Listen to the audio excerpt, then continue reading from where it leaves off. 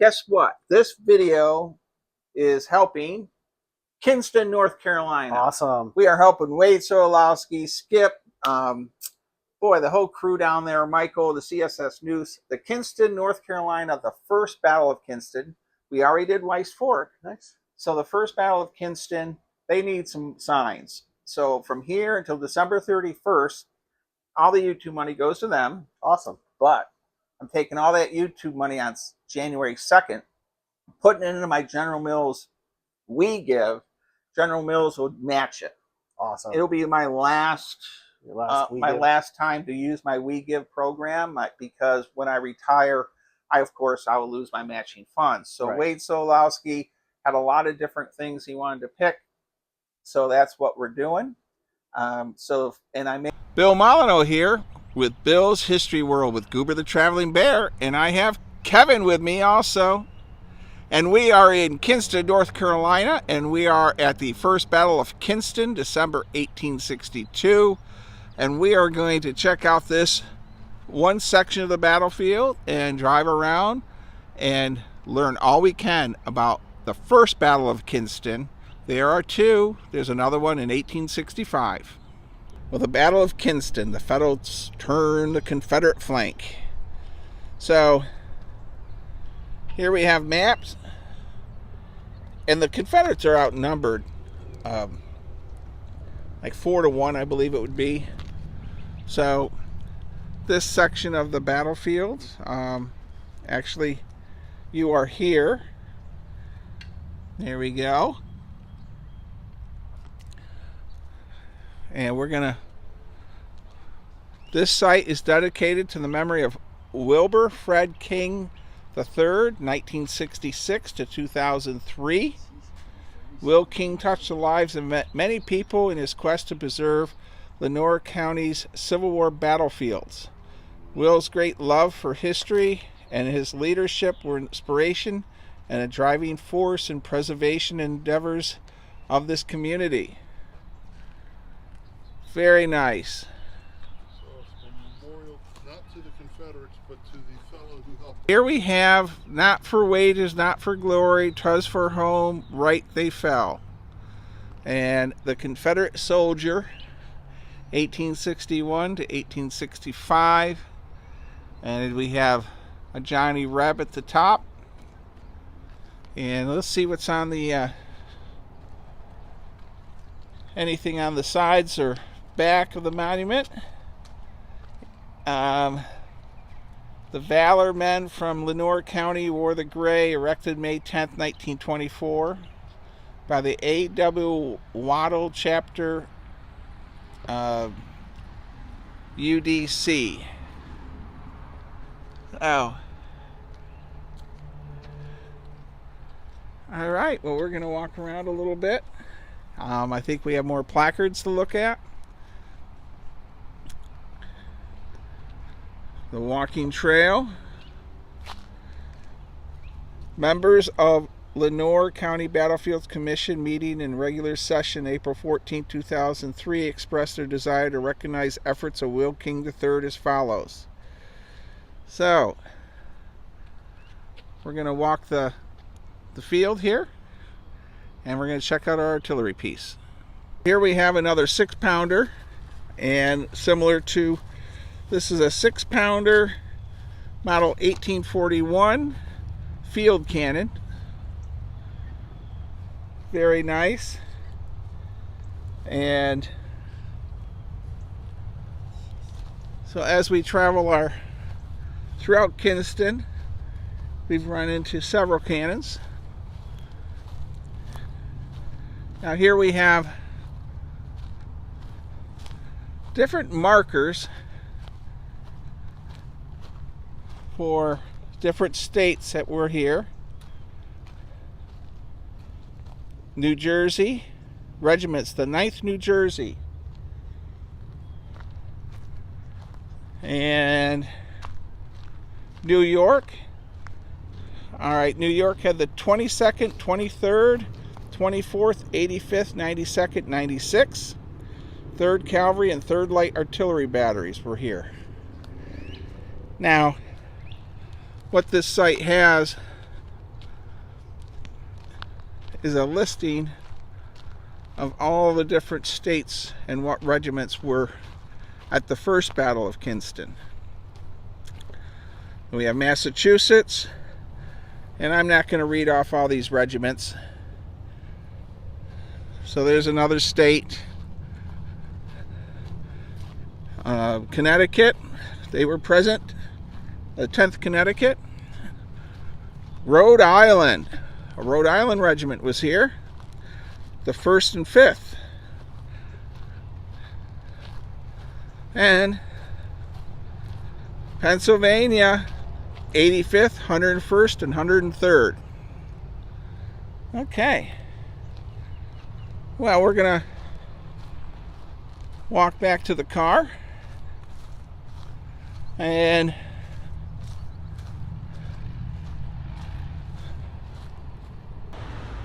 hello, Bill Molyneux here with Bill's History World with Goober the Traveling Bear and Kevin and Walt, and we're in Kinston, North Carolina, and we are at the first Battle of Kinston. Did you know there's 2 battles in Kinston? Well, yeah, there are 2 here. One early war and one extremely late war. We are going to walk around the first Battle of Kinston, battlefield stop number 10. So let's see what we can see. All right, well, here we go. And the night is December 13th, 1862. Boy, that would have been a mess up. After the fighting near Southwest Creek, the Confederates withdrew towards Kinston. Marching north, they crossed a creek and waded through the frigid swamp. Many cold, wet soldiers spent a miserable night at Harriet's Chapel. They're not the first time they've done that, I'll bet you. So at this roadside stop, a lot to see, a lot of walking paths. Fighting at Harriet's Chapel. So, as I lay there and listened to the Yankee bullets rattling upon the walls of that church and saw the weatherboarding perforated like a pepper box, I felt and thought, remember the Sabbath day to keep it holy. Those Yankee scamps were making the building mighty holy. Holy with holes.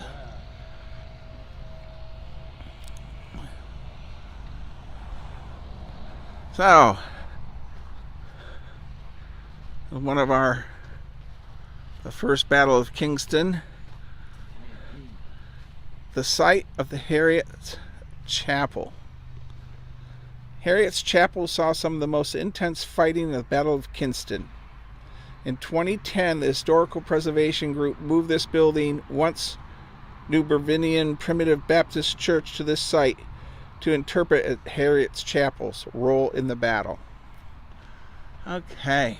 Kevin, I'm sure the door is locked, but I doubt there's any kind of a park guide in there, but why don't we just check? No? All right. I was 100% sure. Okay, there's a lot of neat stuff here. Really got to say the town of Kinston really promotes its Civil War history. This is an 1841 6-pound field gun, smallest caliber smoothbore cannon used early in the Civil War, both sides. Cannons like these were used in the Battle of Kinston. This is a non-firing replica that Goober the Traveling Bear is checking out. Very cool. It's unplugged too. And Goober doesn't like that because there could be bees in there, Kevin. How would you like to have your head put in a cannon barrel? All right. My head won't fit. Your head won't. We have that 6.4 Brook gun, it would have. Not even that one. All right. Stuff all back in here, too. There is so much to see here in just one road stop. And luckily for us, Walt is really into doing all 22 stops. Caring for the wounded as the fighting surged past the church and the battle moved into Kinston, surgeons of both armies began the task of caring for the wounded. Harriet's Chapel became a refuge, and men from both sides found care at the church. Wow. And there's the interior. Hey, is this the Confederate monument? No, this is it. The Confederate defenses of Kinston. Confederate engineers built fortifications around Kinston and along the approaches from New Bern. You can see a portion of those earthworks from the boardwalk. This line of earthworks originally straddled the road to Jones Bridge, which was near the site of the current US 258 Queen Street Bridge. The earthworks on this side of the road ended up at the Neuse River. Those on the other ended up at Deep Swamp. Wow.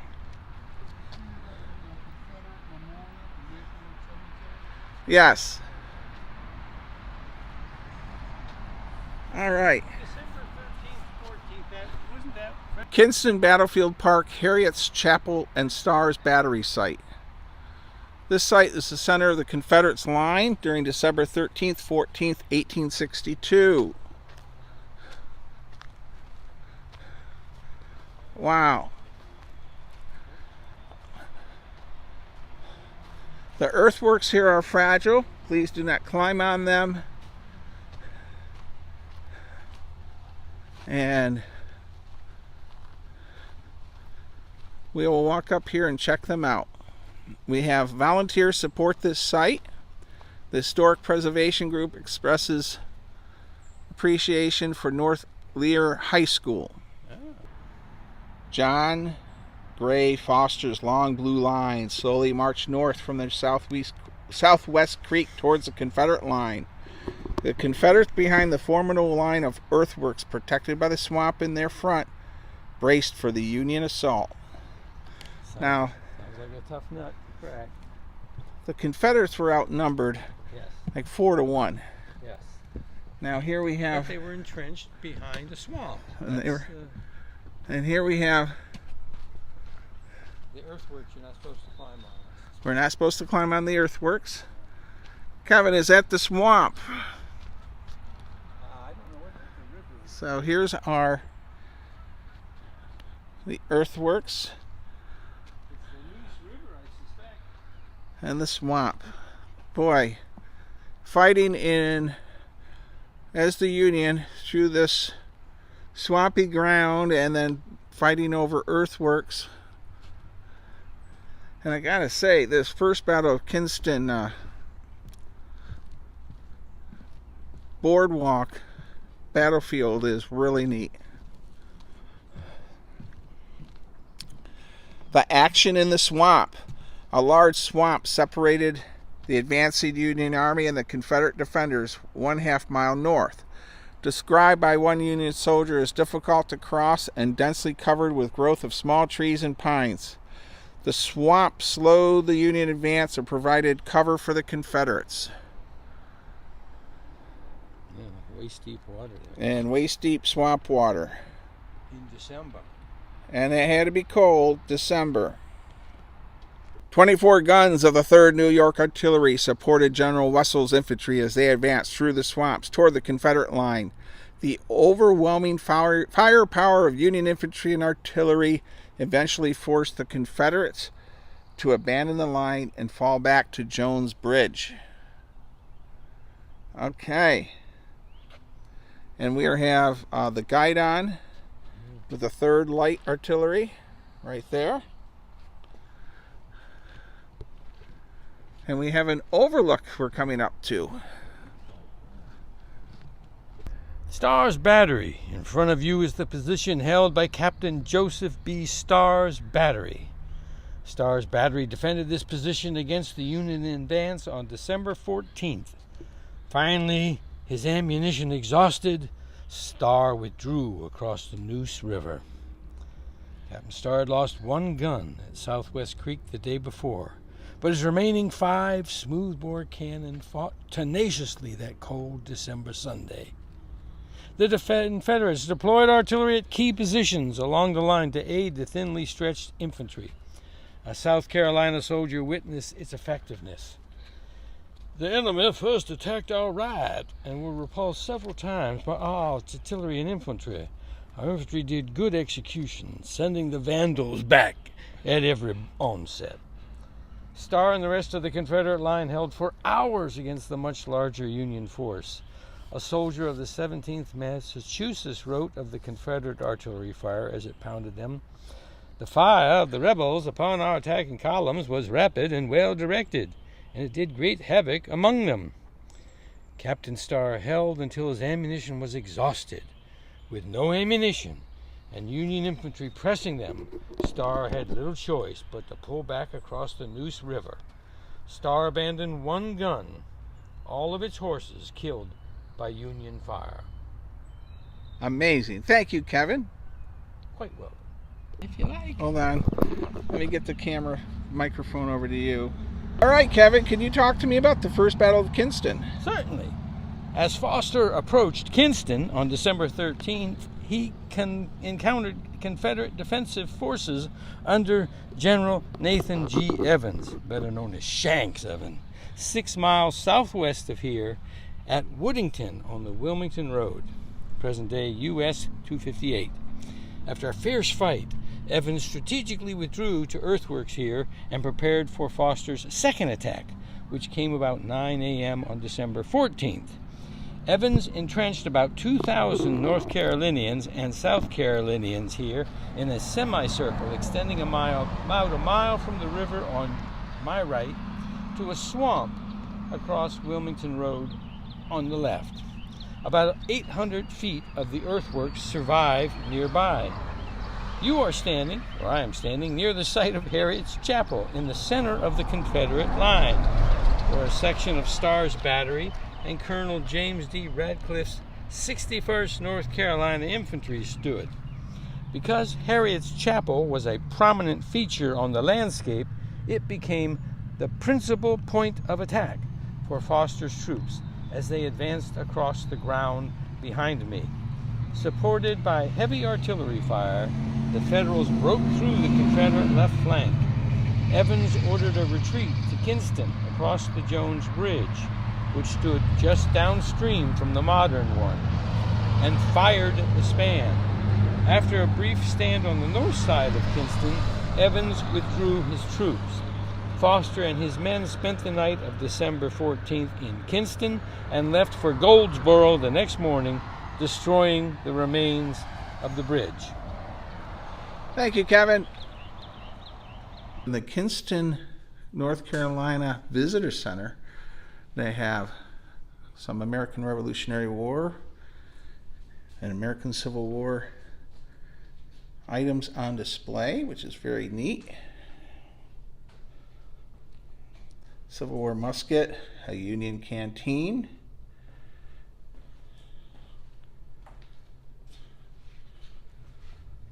Let's see, we have some Weiss forks, Fork, North Carolina.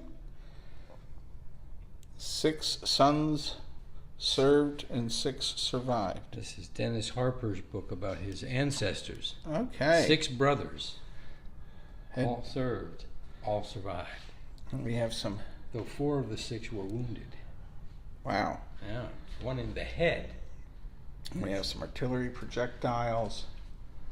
And this canteen, I'm wondering if this canteen may be Spanish-American War. And the definitive book. And we have there he is, and we had our tour today with the Battle of Weiss Fork. And here we have a British Grenadier uniform and a saddle. And what's in this display case, Kevin? Henry Sutton's vest, picture of him wearing it. Okay. And he appears to have been hit in the face or something. Henry Sutton was born in 1837. And Kevin, can you continue? Sure. His father was Benjamin Sutton, and his mother was Mary Hines Sutton. He married Nancy Cotton. Henry resided in Lenoir County and enlisted at Fort Lane at age 23 on September 3rd, 1861. He served in Company C, 27th Regiment Infantry. Company muster rolls and regimental records indicate that he was killed in battle during the Battle of Sharpsburg, also known as Antietam Creek, on September 17th, 1861.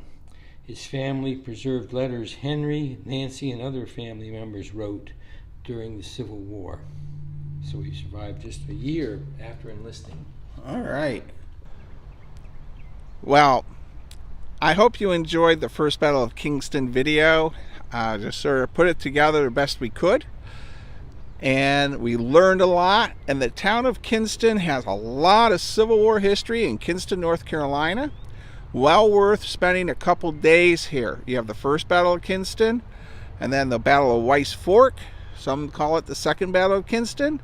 The CSS Noose Education Museum, and the CSS Noose 2, and a lot of antique stores. Stay safe, be kind, be courteous, and thank you for watching.